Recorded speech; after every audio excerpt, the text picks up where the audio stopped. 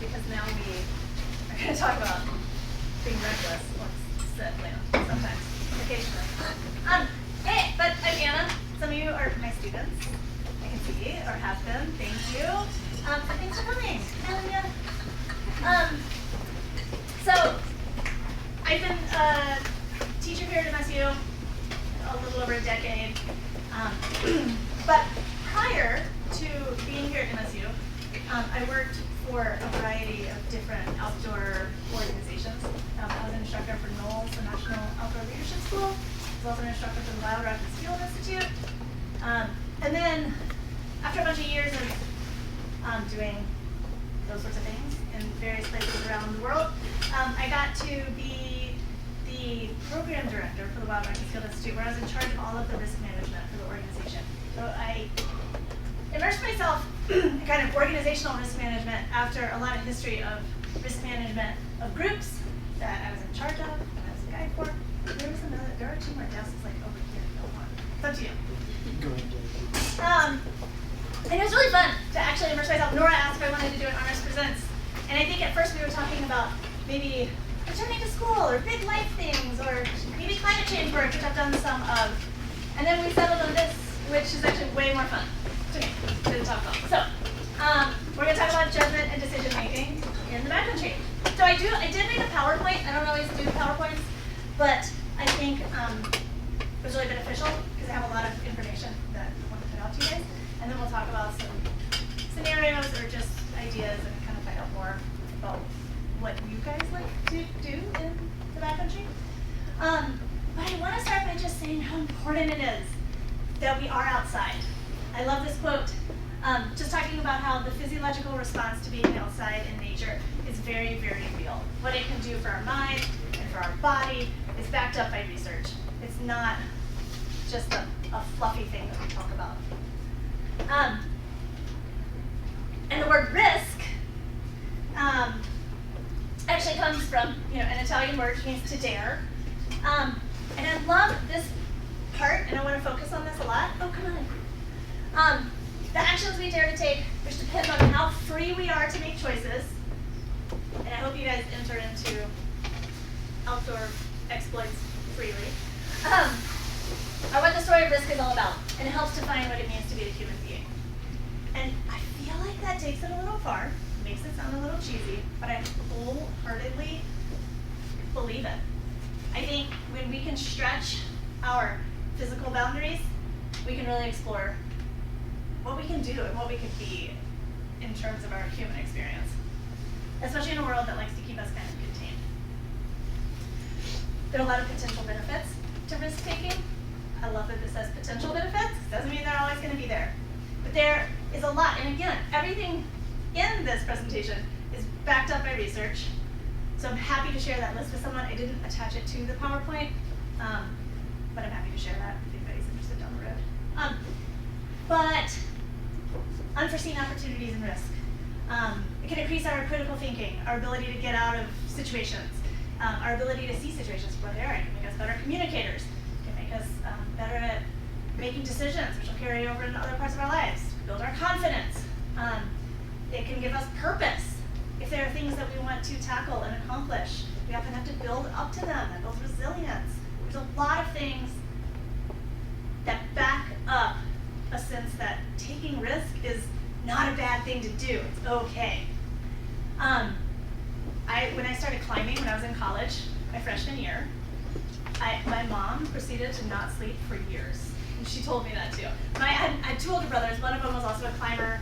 She broke him in a little bit, but then she had 2 out of her 3 kids climbing. And I think partially because she didn't understand the risk, or that it could be mitigated to an extent, she was very nervous. She was more nervous with me than with my brother because I have ADHD and I have like loads of energy, and she just thought for sure I'd be like skipping cliffs and like not doing stuff and forgetting things, and then it would be really risky.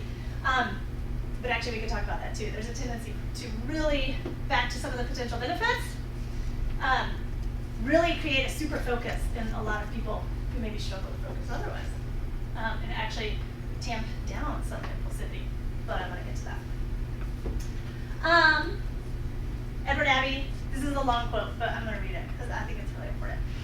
Edward Abbey was an outdoor enthusiast park ranger in Arches National Park, long time ago, 50s, 60s, lived in the Everglades, lived in southern Arizona, has run the Grand Canyon more times than I even know, dozens. He was giving a talk to conservationists in Montana and Colorado, and he said, and some of you've probably heard this, but one final paragraph of advice: do not burn yourselves out. Be as I am, a reluctant enthusiast, a part-time crusader, a half-hearted fanatic in terms of whatever you do to save the world. Save the other half of yourselves and your lives for pleasure and adventure. It is not enough to fight for the land, it is even more important to enjoy it, while you can, while it's still there. So get out there and hunt and fish and mess around with your friends, ramble out yonder and explore the forests, climb the mountains, bag the peaks, run the rivers, breathe deep of that yet sweet and lucid air. Sit quietly for a while and contemplate the precious stillness, the lovely, mysterious, and awesome space. Enjoy yourselves. Keep your brain in your head and your head firmly attached to the body active and alive, and I promise you this much. I promise you this one sweet victory over our enemies, over those desk-bound men and women with their hearts in a safe deposit box and their eyes hypnotized by desk calculators. I promise you this, you will outlive the bastards. And today I underline, enjoy yourselves. Keep your brain in your head and your head firmly attached to the body and the body active and alive.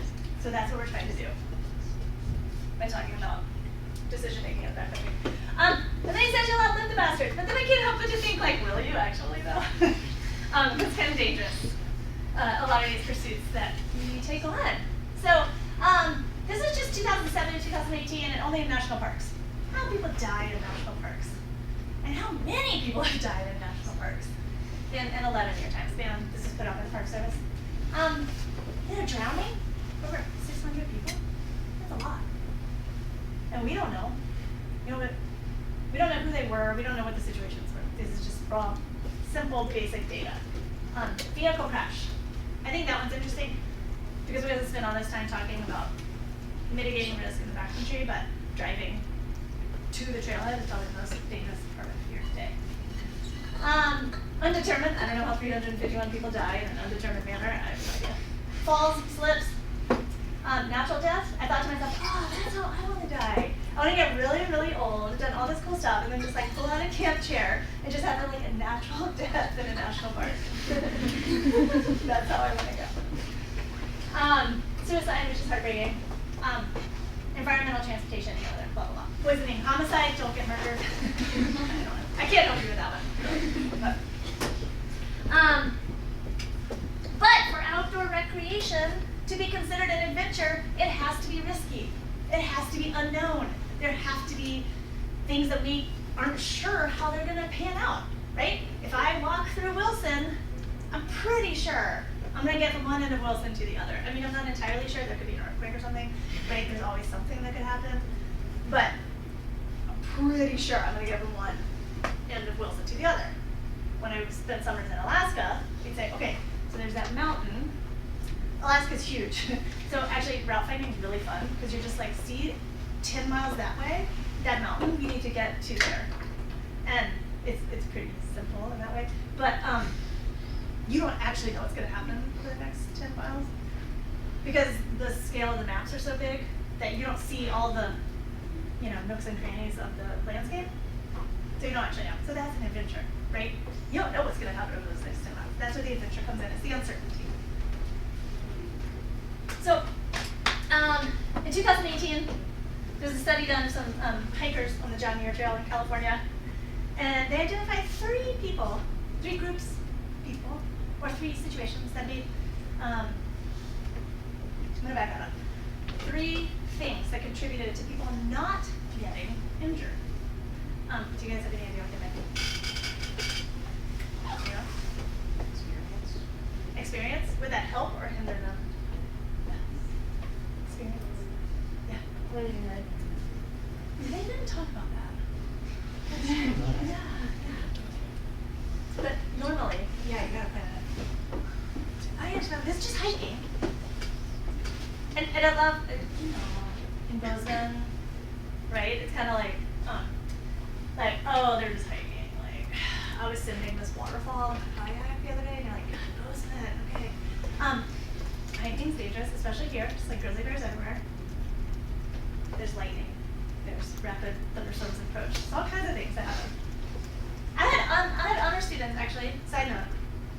I had honor students, a student 4 or 5 years ago, who had to leave class. He was like, oh, can I get excused from text and critics because my girlfriend, she still lives in Boulder. Anyways, I got struck by lightning, and she had just taken the CPR class, and she saved my life, and now she's getting this award. I was like, we're halfway through the semester, and I just found out you got struck by lightning? He literally died, and she brought him back to life. They were just on this little day hike, like up by the Flatirons. Anyways, and then fast forward 4 years, I'm in text and critics. It's 2020, so we're all like weird with our masks and all that stuff. And again, halfway through the semester, I find out that my student fellow was the girl who saved his life. I was like, what? Anyways, they were not together anymore. I just realized that. I totally was like, you're gonna get married. Maybe they'll come back together. I don't know, but anyway. But the people, I find this fascinating. Least likely to get injured. Older hikers. I actually thought old people would be more likely to get injured, but they're not. At least in this short, it's almost a short, actually it's hundreds of people studied, but they had the experience. They were more cautious because they were like, I'm old, I better not fall. They're more likely to have trekking poles. I thought that was interesting. People with a lower BMI index, general fitness, but also dexterity, right? Hiking. I mean, it's easy to trip, but it's a lot easier. You can bounce back, right? And then also lower back weight, which I didn't think about either in terms of backpacking versus day hiking. But yeah, if you trip and fall and you put your arm out with a heavy pack, of course it makes sense. You're more likely to break your wrist or dislocate your shoulder or somehow get injured than if you do that same movement and you just have on a day pack. Oh, that doesn't make sense. So I put this up because we don't always know exactly what's going to make something risky or not risky, right? I would have thought that by being younger, without my trekking poles, that I might be at a higher risk than like the 80-year-old father who is going to come up in the slideshow again. Another one, and this is one I've actually studied a lot, avalanches and backcountry skiing or snowmobiling or snowshoeing, anything that gets you, in the backcountry on certain slopes.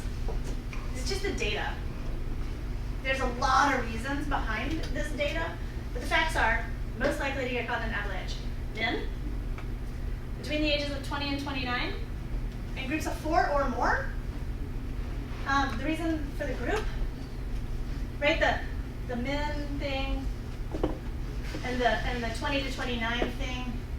I think that has a lot to do with some bravado. I think there's other reasons, but that might be a little bit of it. There is a lot of research showing that in the backcountry, women are more cautious. I don't know if that's like social frameworks. I mean, you guys, there is like imagined orders, Harari, all that stuff here in text and critics. But I don't know why, or if it's genetic. I don't know the answer. I just know that that's the data. Groups of 4 or more, that usually just has to do with the stoke. People are like, yeah, we can do it. I think if you do it, I'll do it. Okay, but if you do it, I'll do it. Okay, you go first though, right? And then everybody gets psyched up, and then they're more likely to ski something. The other thing is that in a group of 4 or more, people might be more likely to defer to other people. They're like, okay, well, I mean, everyone else thinks it's cool. Seems kind of sketchy to me, but I don't know, they have more experience than me. Which is like experience is another reason. Experienced backcountry skiers are way more likely to get caught in avalanches, which is completely counterintuitive at first. Do you guys have any idea why? I think it's like, oh, we've seen this before, we can do it again. We've seen this before, we could do it again. Yes, that's exactly it. They're like, well, last weekend, I mean, I know this slope is kind of steep, and I know that it's not great, and I know the pit we dug wasn't awesome, but same conditions last weekend, and we were fine. It'll be fine. That is really, really common with people with experience. So there's a lot of research going on here at MSU just a couple days ago, Colleen Moore, she's former department head of psychology here, she reached out to me and said, oh, I've got this new article on this, I saw you're talking about it. So she was just, they have a couple of publications out, she's working with a woman from the University of Wisconsin. And she was talking about this, self-exempting beliefs. Like, well, it's not gonna happen to me. That kind of thing that happened to me. I don't get caught in an avalanche. And that's not something we think, it's something that just lands in our subconscious. Jordy Hendricks, who was our director of our STO science program here, he has a bunch of papers keeping track of traveling trends, of people traveling through the backcountry. What kind of decisions are they making? Who's seeing avalanches? Who's getting caught in avalanches? Et cetera, et cetera, et cetera. So there's a lot going on here at MSU. If this kind of stuff is interesting. Oh, and I need to give a big shout out to Todd Schimmelfinnig, not only for having the best last name in the whole world, but also because he's done loads of research and was a little bit of a mentor to me when I came through NOLS, the National Outdoor Leadership School, and when I worked at the Field Institute, Wild Rockies Field Institute, I called Todd a lot. And I would say, Todd, what do we do about this or that? So anyways, here's all there's 800 reasons we could get hurt in the backcountry, right? Even though it's great, we should do it because the outdoors is healthy for us and risk helps us grow. It can be really dangerous. So really, there's potentially unsafe conditions. There are potentially unsafe acts, and there are potential errors in judgment and things that they might do too, right? The errors in judgment I find most interesting. I think the unsafe conditions are like, yeah, I know, so cold water, weather, lightning, snowpack, things like that, you know, hiking, thunderstorms that come in really bad. But some of these I think are fascinating and things we don't always give credit to. Miscommunication, fatigue, making bad decisions because you haven't had enough to eat and coming out like that brain fog, or you're just hangry, maybe. Disregarding your instincts. There's a lot of, are you guys good so far? I'm going to get to a part where I stop talking. There's also a difference between judgment and decision making, and I think this is really interesting. Judgment is not decision making, they're different. Judgment is the ability to make good decisions and the ability to gather data to make those decisions. That's what creates judgment. Decision making, whether or not you make good decisions is an indicator of where your judgment is, right? The decisions you make. So, decision making is just choosing the best possible option from multiple options. The 3 components to decision making. Every time we're out there. There has to be more than one possible course of action from which to choose. In other words, you gotta have options, you gotta have choices. You gotta be able to think about what might happen with said choices. And then, you know, you gotta think afterwards, you know, what could happen, or what did happen, what could have happened with a different decision. Right? Being able to think that. I like this. Judgments are assessed for their accuracy, whereas decisions are assessed for their consequences. So judgment is whether or not you're accurate with your decision making. That's what gives you consequences. So, yeah. So I am curious why you guys are here, or why you chose to come to this talk. I don't know. Instead of some other honest results, because the time was good. Maybe. But do you guys have spring break plans? Are you going outside? Yeah. What are you guys doing? Where are you going?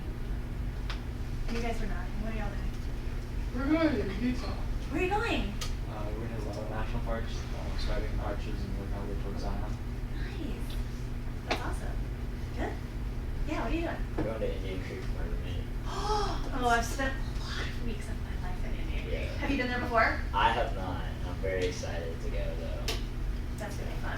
I actually was up in my attic looking for climbing pictures. I was like, where are my Indian Creek pictures? And I just didn't have time. I was like, this could take up years. I was like finding old pictures. That's gonna be awesome. Who else? Yeah. Hot trip in Canada. Ooh, where? It's near Lake Louise. It's the Wapit. That's gonna be awesome. Great. Cool. Okay. Sophie, what are you doing? Going back home to Alaska. Oh, where it's just, yeah, like, it's just like dangerous everywhere. It's not my driveway. Yeah, right. Who else is going outside? Going to do something outdoors? What are you doing? We're going, me and my roommate are going to Rainier and Olympic National Park. Nice. So that, That'll be great. Yeah. Oh, that's cool. This could be snowy. Yeah, we're also going to the beach, fishing and to the coast, and I'm like, you can do what you want, I will just play in the sand. Yeah, totally. Totally. Where are you going? I'm going to Mount Hood for the week. Great. Okay, that's awesome. You guys are doing a lot of things. Yeah, where are you? Everglades. Oh, you are? What are you doing in the Everglades? Fishing and camping. You camp on what's called a cheeky. I know. So, okay, sorry. My dad, the 81-year-old, he's going to be in this presentation. He did all these Everglades trips, and he did them all through the phase where I seem to have like tiny babies, and I never went with him, and it's one of my biggest life regrets. Yeah, we're going back to Hell's Bay and other stuff like that. Yeah. Wait, you gotta tell everyone about the little things you sleep on. Cheeky? Yeah. Well, in the Everglades, there are alligators and whatnot, so you have to sleep on these docks that are not connected to land, and they're just these This little big. squares. Yeah, they can fit like a tent, and that's it. And there's just these little docks that are out in the middle, and a lot of times they're actually built by just people that want them there. Yeah. They're not actually put in by the Park Service, but no one's can really get back there to take them down. So, and It makes me it's- want to go back to the National Park Service, like reasons people die, and I'm wondering, like, how many died from like alligators? Eating them. Some are covered, most aren't. Every once in a while, I go find one that's the state one that has like a porta potty on it. Yeah. But- Yeah. Okay, so this is really interesting because one thing we're going to talk about, is it next? I don't remember where it is. No. We'll get to it though. Is how we perceive risk. Because I'm like a mountain person, and when I hear about people camping and these little things and like alligator eyes looking at them, I'm like, no way would I sleep on one of those. That is terrifying. It's like I'm scared. I like surfing. I just think I'm gonna get eaten by sharks. But I go running here, and I don't think I'm gonna get eaten by a grizzly bear. So it's really not it's not logical. But we're gonna talk about that.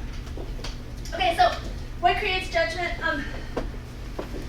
I put this picture in here. I love running. That's my thing right now. Trail running, and I've got some goals and ambitions for the summer. So I've been trying to get out and Nordic ski, just to have time on my feet, and make sure I'm out for a few hours at a time. Olivia's smiling. She's loves Nordic skiing. But when I run up Sourdough Canyon over here, you can go 10 miles up to Mystic Lake in the back. And if I run anywhere past the bridge, which is about 5 miles in, I always take a bear spray. Because, I don't know, a couple years ago, a guy was attacked by a bear. He made some bad choices. But anyways, and it's just smart. Like, why not? You just pop it right here in your running vest and you just got your bear spray. But, I don't know, winter, haven't thought about a bear spray a single time. And so that was about 6.5, 7 miles in. And at that point, there aren't really other people. And I was so hungry, and my dogs were hungry. They were with me, and so we stopped. We were about to stop, and I was like, oh, cool, bear prints. This is awesome. And I like stopped. I mean, this is what happens. Remember that part where I said one risk thing is fatigue? I was like, oh, I'm so hungry. I'm kind of tired because I'm not in great shape. Look at these cool bear prints. And then I pulled out my snack, and I was like, you doing this fruit bar? And my dogs are like getting kind of like antsy. And one of them's hackles went up, and I was like, huh. Like, I should probably get a move on instead of standing here like waving a fruit stick around with my dogs. Because it's something occurred to me that these bear prints are actually really fresh. The big part of what creates judgment that I want to focus on is reflection. Is when you do stupid things like that, and then you're like, oh, yes, of course there are more bear encounters in the summer because the bears are out more and there's a lot more people. But they're still out. Bears don't really hibernate. They just nap. They're not actual hibernators. So they're out and about in the winter sometimes. So live and learn, right? Like, maybe I'll throw my bear spray in next time. Especially because bears this time of year who are out and about often have cubs. And that's one reason they're looking for additional food. But, you know. So false experiences can blur judgment. Yeah, I've skied up there a million times. And that's, well, not a million, but a lot. And that's bears. Okay. So impulsivity, I talked about this earlier. It's when a person doesn't think ahead about the possible consequences of their actions. like that. Like I just went out skiing because all I could think about is like, I need to get in shape, and I was like, okay, my dog's tired. It didn't even occur to me I might see fresh, really super fresh bear tracks. Sensation seeking is when a person seeks varied, novel, complex, and intense sensations and experiences, and has the willingness to take risks for the sake of the experience. Raise your hand if you think of yourself maybe now reading that definition as sensation seeking sometimes. Okay. Yeah. This is like on a spectrum, and if this was a semester-long class, I would have you all put yourselves on a spectrum, and we could break that down to the whole 45 minutes or 50 minutes of class. I actually find this really interesting, but we can't get into it too much. But just this idea that we all seek this sensation, and we all are going to do it in our own ways. You know, some people need to kayak off waterfalls, and some people need to Nordic ski and see bear tracks. Really different ways that we kind of can get our fix. But this is super cool. By the way, I took this picture. My son is a skier. Those who were in my class know. Well, we're all skiers, but he's good. And we go down to the Utah Olympic Park in the summer, and he practices his tricks in the water, right? But this is not him. This was a U.S. ski team aerialist. He's really fun to watch. So we got to see the U.S. ski team aerialists do their thing into the water. It was rad. But there's no way in hell ever could be that high above water. I mean, do you know how hard though? I mean, it just hurts. You land. But in a study of perceptions of risk, I think it's really interesting that non-mountain climbers, remember my mom who didn't sleep for years, they have this perception of mountain climbers as being very risky and high sensation-seeking people. Mountain climbers themselves think of themselves as, sure, sensation seekers, but meticulous and strategic with how they take risks, or how they accept risk. Have any of you had people think you're crazy for the things you do? Yeah. Do you think maybe you do? Do you think you are? No, A little bit. I mean, that's fair. I mean, that's good self-recognition. Yeah. Okay. Yeah. Is anyone here from places that maybe people aren't used to outdoor pursuits as much? Okay, yeah, some of you. Yeah. I have this double-edged sword with that because I am too. I grew up in the Southeast, and I would think, you know, excuse me, on the one hand, when I come in like middle of the pack, I've definitely run, you know, the last bunch of years. When I come in the middle of the pack, I think, oh, you know, I'm just a middle of the packer. And then I'm like, well, I mean, that's pretty good. I've always been Montana. If you come in the middle of the pack, it's pretty good. But on the flip side of that, people just think it's nuts. And to me, it's like, well, I've just been doing this so long, it's like not that big a deal anymore. It's not. So this perception of risk, I think, is something to always keep in mind, and to know what your own perception of yourself and your risk is. So we're going to talk about some decision-making models, and then we're going to talk about some actual scenarios. The models, I'm going to kind of breeze through and give you a couple examples. In the moment, you're not going to think about models, right? If you're up on Blackmore and all of a sudden a storm is coming in that you didn't see until you got up on the top, and the hair on your neck is standing up, and you know you're about to get struck by lightning, you're not going to be like, okay, well, I read about these 4 different models, and here's how we're going to decide, right? You're just going to run downhill, and that's what you should do. But the models can help beforehand and after the fact, sometimes in the fact, depending on how desperate of a situation it is. So here's my 80-year-old father, he's 81 now, that I was talking about. He and I did a trip in Canyonlands this last May. It was great. We spent, I think, 4 or 5 days, I can't remember, Canyonlands. It was awesome. But I put this picture here purposely because accident potential model. This is my favorite model. It's just people and environment and how do they come together. It's the easiest one to remember, it's the easiest one to use. What are the human factors? What are the environmental factors? And how are they going to collide? What's going to happen when they come together? So, remember that thing about the John Muir study, 2008? Well, my dad's old, so I do worry because his balance isn't as good. But he has so much experience. He's me, 20, double my age almost, not quite. He has loads of experience. He's got that trekking pole. Remember talking about the trekking poles? So I was like, oh, he's good. He's got a trekking pole. He does have a heavy pack, right? That was part of it, though. But this is actually a lot steeper than it looks. And this was coming out.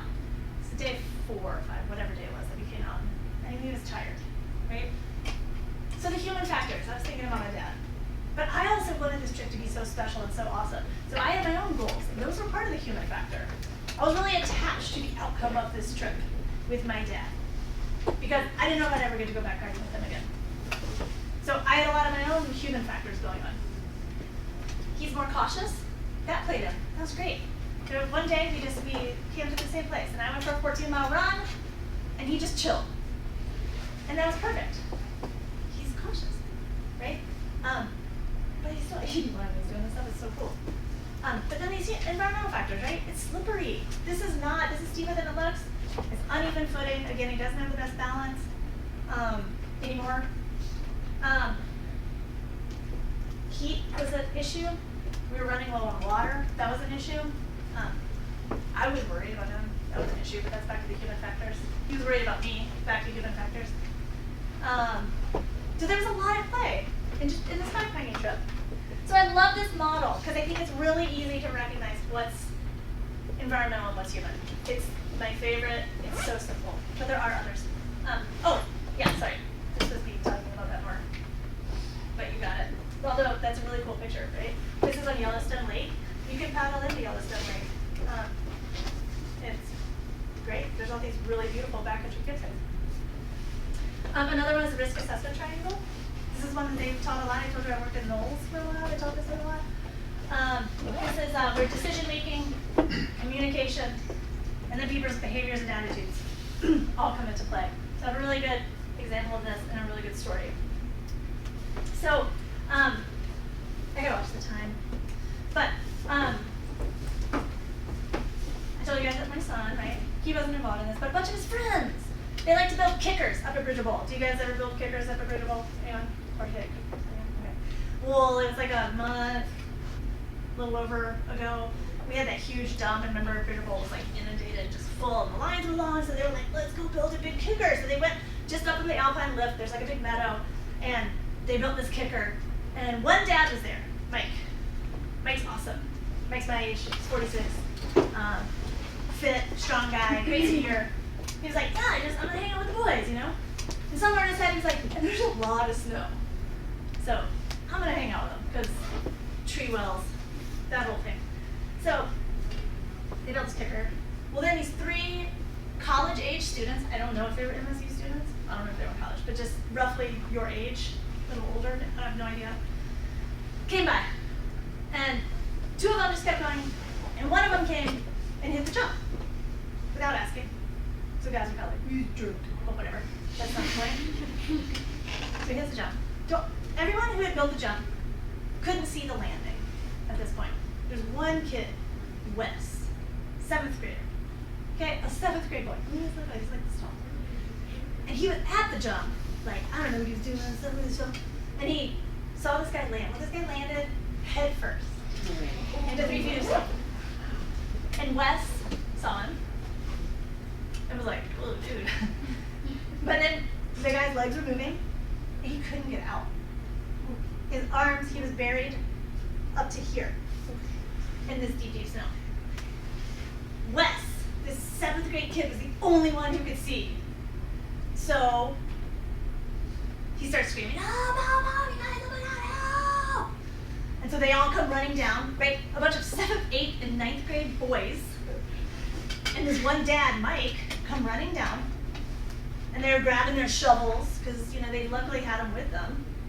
And they go down, and Mike reported this as like, you think when something like this happens that you're going to have this superhuman strength, and you're just going to be able to shovel people out? He's like, it did not happen. I would shovel and then I would sink. There was so much stuff. It was like shovel, sink, shovel, sink. They had to dig 4 feet down to get to this guy. The boys, who are awesome humans, were still, I mean, they're young. You know, they're like 12, 13, 14. One was 15. They were like, not the best at digging, from the sounds of it. Mike dug this guy out. When they pulled him out, he'd been under multiple minutes. His face was totally blue. His mouth was open and completely filled with snow. So Mike dug out his mouth. And I don't know why this guy breathed. I don't know. Mike said he was way back in there. You could feel the back of his throat with his own hand. Like, I don't know if it was a gag reflex or if he just got all of the snow out. But this guy came back. Mike absolutely saved this guy's life. There were so many things that could have prevented that. But here's why it happened. Because he was on area, and people think they're safe on area. It was a huge powder day. There's this attitude like, I can't get hurt, it's a powder day. I was literally prepping for this, and my son, who's 13, who didn't have school today because Billsman schools got closed. So they're like, we've got some threats. So like half the kids in the valley were just popping on their ski clothes. And they're all under Bridger Bowl. Barry, he called me, he's like, Mom, there's so much powder. Can I hit this jump today?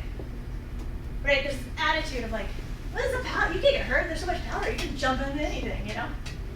That was the attitude, obviously, of this guy. So these environment things, right? Huge powder day, one area. Oh, and I should have put, kids built a kicker. So that's part of the environment, right? Human, the stoke level was super high. His friends skied off. No friends on powder day. Which I get, but it's actually when you should be with your friends more than ever. People think inbounds is safe. And other people who are inbounds with insufficient gear. What if those guys had been there? What if that kicker had been built the day before? They didn't actually have shovels with them. This guy would have died, like without a doubt. And this is just like a ski day of a bridger. So I think that this, you can really think about in terms of this. Decision-making, communication. Did he communicate with his friends? No. Did he communicate with the kids who were building the kicker? No. Decision-making, there's also such a thing as subconscious decision-making, where you don't realize it. My guess is this guy was just ripping down, saw the jump, and he just did it, right? He didn't consciously stop and be like, what are the risks? I'm going to come up with my risk assessment triangle. Right, he just did it. But then the behaviors and attitudes, I think a powder day is a great example of that. And then how they all come together. Okay, another one is the likelihood and consequence graph. I keep talking about my son. My poor daughter isn't hearing much. But this is like such a bad decision. He has so many bags on. He had this multi-day field trip. He was going to his school, so he wanted to bike himself there, and then I'd pick his bike up later. He's like, okay, I got my backpack on my butt, and then this huge thing on the back, and a sleeping bag. And like, he's obviously gonna fall, like a lot. And he did on his bike ride to school. He fell a lot. High likelihood, but low severity. You know, he just fell. And then he got back up and then he fell. We fell over. Like, look at this is like this dumbest thing I've ever seen. But who cares? He's just falling on a trail on his way to school, you know? Low likelihood, low severity. He didn't land in low likelihood. I knew he was gonna fall. Right? So this is just about, you know, how likely is something to happen, and then how bad is it gonna be? If he was doing this on the White Rim Trail, who's going to Arches National Park? Yeah, the White Rim Trail. I've biked it. It's awesome. You can do like a little bike trip. Yeah, it's really cool. Yeah, down in Canyonlands. That's right. You just go down there. If he was doing that where you could fall off a cliff, I'd be like, take stock of yourself right now, buddy. Because high severity, right? You know who else? I think this is really fun to think about. Because are almost all of you in text and critics? Yeah. I think Chris McCandless is kind of fun to think about with him. That's the best picture I've got. It's kind of blurry. But you know, what are the human factors in the environment? You can think about that. Human factors, environment. How did they come into play? There was a lot there. And you could deconstruct that situation for days, as we all learned. What's the likelihood of him getting hurt? And what are the consequences? Right? So you could put into the wild and many, you know which one gets me? It's not so much the bus, we always focus on Alaska, but you know when he did that kayak thing down the Grand Canyon? And he made it out alive? That to me is like the guy we were talking about earlier when they ski the ski slopes. And they're like, oh bro, I just did it last weekend, we'll be fine. Chris McCandless was like, I just kayaked the Grand Canyon, and I don't even know how to kayak. And so I think Alaska will be fine. I think he'd be an interesting one to think about. So I'm going to speed through some of these. How groups make decisions. Right, they delegate, they vote, these are things to think about because odds are spring break coming up, some of you are going to be doing things alone, but a lot of you will be doing things in groups. And group decision making happens constantly, and we're going to talk about it in a sec. But really quickly, along group decision making and all these things we talk about is also this idea of rules and protocols. And I want to touch on that because I think this is really important. You take every single rule and protocol with a grain of salt. I think that's really important because you can't just follow rules and protocols when you're outdoors and expect it to always work out the way it's supposed to. Because there's a lot of things at play. Those decision-making models help. For example, yeah, it's a good suggestion to take it easy when you're skiing on your first run and your last run of the day. Because your first run, stoke level's high, and that's when people, but you're like not loose and limber and warmed up yet, people get hurt. You can ask any ski patroller, first run and last run.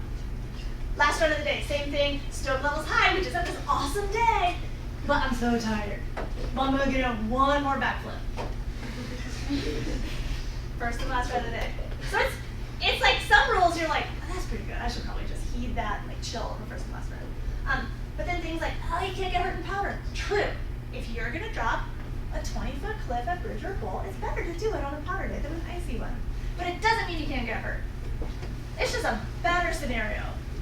And it doesn't mean you can't get hurt, as we learned from our friend who almost died with it. Thanks to Mike, the accountant, who just crushed saved people's lives. Drink lots of water. Pretty good rule. But ultra marathoners, many more die or get hospitalized because they drink too much water and too little water. So that just kind of like messes with you a little bit. It's because they don't have sodium. They don't have the electrolytes, but they literally drown themselves. It's a thing. Alaska, travel in groups of 4 for grizzly bears. Yeah, it's a good rule. But you can't do that every single moment of every single day, especially if you're in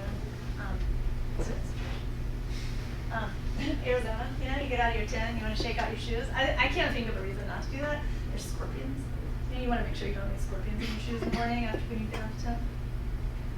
That might be a good one, we just always do. What else? Like, can you think of some of these? Can you guys think of some others? I just sat down and thought of them. Yeah? If you don't know, don't go. Oh, yeah, which is a good one.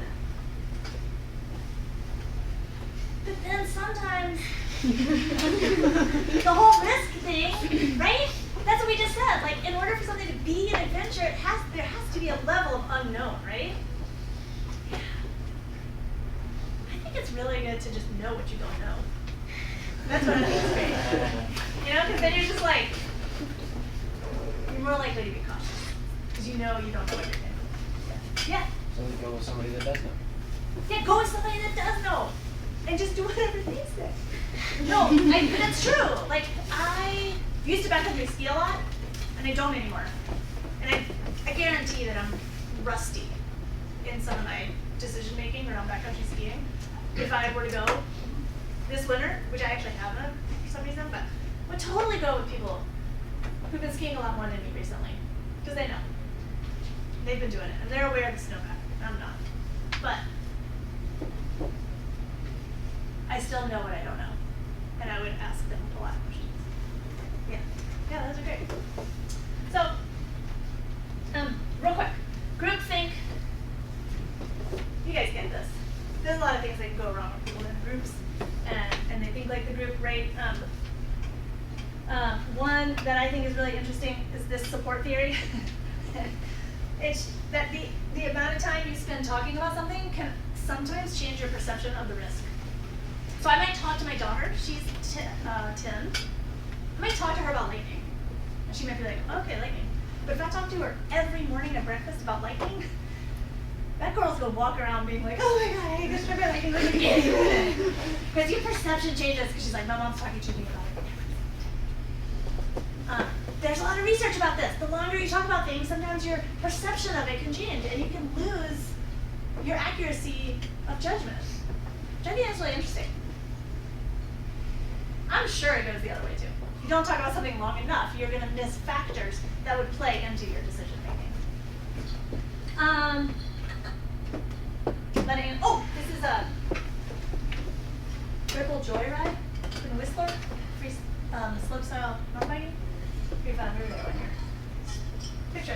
who it is. I wish I did. But thinking traps too. There's a lot of logic traps that you can get yourself into, and I don't have time to talk about all of them because I'm talking too much. Side stories.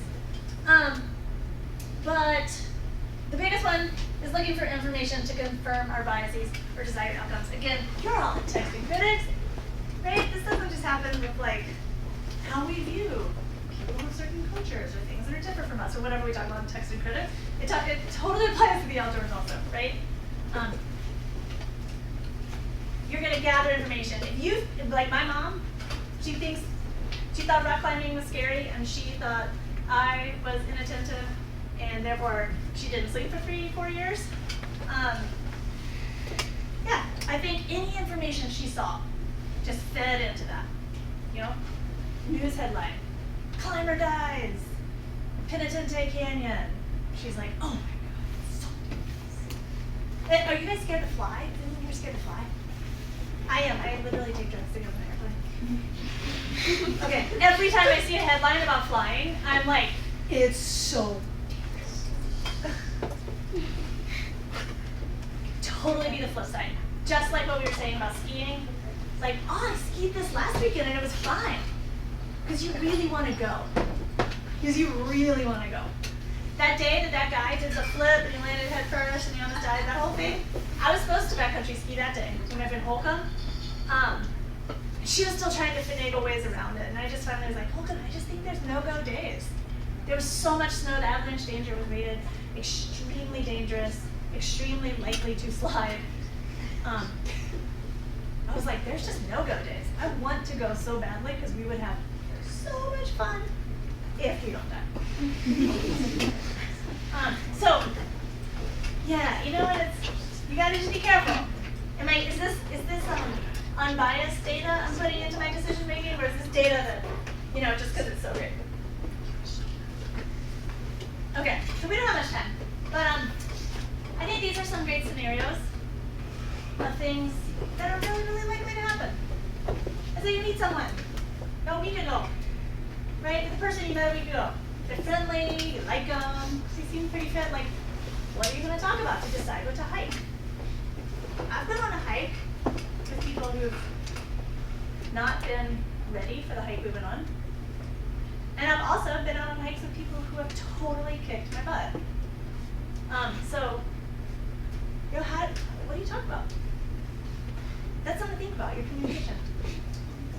Let's say you're a climber. Are any of you climbers? Yeah, okay.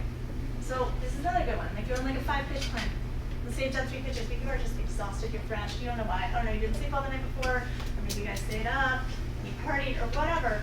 What are you gonna do? Do you go? Do you ask them to lead the last 2 pitches? Because you don't feel up for it? Do you bail? You don't want to bail. Nobody ever wants to bail. Sometimes it's a good decision, and then you gotta think about your confirmation bias when you're bringing in your data. What are you going to do? This one too. A group of 6 people are going to meet at 5 a.m. to go for a 16-mile run. What kind of things would you think about before, the beginning of the day? What would you think about? Let's do, what would you think about? This is a long run. What food do I have? Food? Totally. Yeah. What did I eat the day before? What did you eat the day before? Really good one. Yeah. Basic runners that are with me. Yeah, are we going to stay together? Or are we going to need to split up? Because on a 16-mile run, it's really hard to go someone else's pace. Yeah. What else? Clothing. What? Clothing. Oh, I can't even see who that is. Oh, hey. What'd you say? Clothing, like for shedding layers. Totally. Good one, Kaya. Yeah. Are we going up high? Temperature changes a lot from here to the top of Baldy. It's really good. And where am I going to put those layers? Yeah. What other things? Water. Water? Do I have water? Is there water on the trail? Do I have to bring it all with me? Yeah. What backpack you're gonna bring? Elevation gain? Totally. One time, I was backcountry skiing with my husband in Rocky Mountain National Park, which is, we went up to the top 13,500 feet-ish, flat top.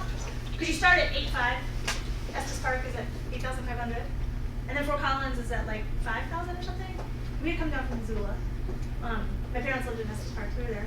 Anyways, so we skied up, and he had lived in Winter Park at about 9,000 feet for years. But he got so sick, he got the worst altitude sickness at 13.5. It was so bad, so we came back down to Estes Park. Didn't go away. We had to come all the way down to Fort Collins to the Front Range. He had the flu 3 weeks before. Turns out it elevates your white blood cells for months, and you can have worse altitude sickness. We didn't know. Okay. So yeah, what else? What shoes am I gonna wear? Totally. Yeah. God, I have so many stories. I could just keep going, but yeah. My friend forgot shoes for the morning of the ridge run. He forgot one of his shoes. He left it in the driveway. And then he's like, "Do I wear someone else's shoes?" And his wife was so mad at him. What else? Yeah. Thank you. Yes. How far in the backcountry are we? And how hard is it for someone to get to me if I need help? And how capable are these other people that I'm with in getting me out? Yeah. And like what you need to like make sure you're safe while helping us to move. Totally. Yes. What are you gonna need in that situation? I always carry a base first aid kit. Do we have one? Who has it? Who's carrying it? Oh man, sometimes you can sound so nerdy when you talk about all those things at 5 a.m. with everybody, and they're like, "Oh, I haven't even had coffee yet. You're not supposed to first aid kit," but like, somebody's gotta ask about it. Okay, so, oh man, I had all these ideas for you guys to get in like small groups, but so the number one way to increase your judgment in the backcountry is through reflection. And that's like, again, a kind of a cliche, but there's a lot of research. Reflection, if you look back at what worked and what didn't work, and you're honest with yourself and you're honest with the people you were with, that's how you're gonna get better at judgment. It's just like, and it doesn't stop. It's like a never-ending thing. Because every situation is different. So that's what happened to me with the bear tracks, right, up sourdough. I was like, oh, this is a good opportunity for me to reflect and do differently next time. Yeah. You want to focus not only on the good aspects, but do focus on the good aspects, because it's really great to also know what you did well in a situation, right? That's good. You want to do that again. But also, you know, a deliberate analysis of what you did well and what could have been better. There are emotional risks in reflection, and I think that one thing a lot of people do is they disown the people they're with. So if you're in that group of, there's 2 of you on that multi-pitch climb, or 4 of you on a trail run, whether or not someone is freaked out is absolutely data for your decision making. And things are scary to other people. I was ski mountaineering with my friend Emily. She went around this cliffy part where I had my skis on my shoulder and my ski boots, and I was in telly boots. I had low flex. They're a little sketchier on this kind of thing. And I had one hand here, and Emily just popped around it, and I came around, and I completely froze. I was so scared. This is a huge drop, and I could not move. I was so freaked out. It was not scary to Emily. It was terrifying to me, and I couldn't move. And that mattered in that moment. And it was real. It's not my fault. Not Emily's fault. It was just something at play, you know? So she came back and grabbed my skis, and then I had 2 hands, and I could come around, and it was fun. And we got through that together. I'm known to have really good snacks at the end of the day in the car, so that's what I bring to the table. She can carry my skis around the hard stuff. Yeah. Those things are so important to learn from, because you can't wait for these big incidents to discuss judgment, right? If you just learn. And then this is all just about reflection, and I'm not going to talk about it. But reflecting is important, mostly on a self-evaluation. Yeah, so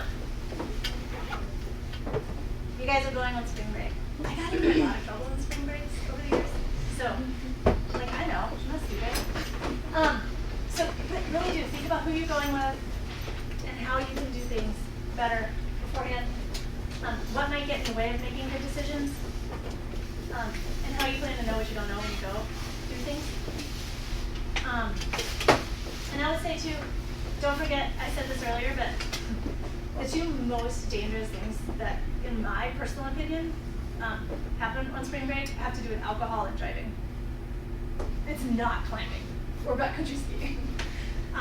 It's drinking and driving. Worse together, but separate too. These things are where a lot happens. So just remember that too. That was my mom moment because I am a mom. But, do you guys have questions? Or anything else you want me to know? No.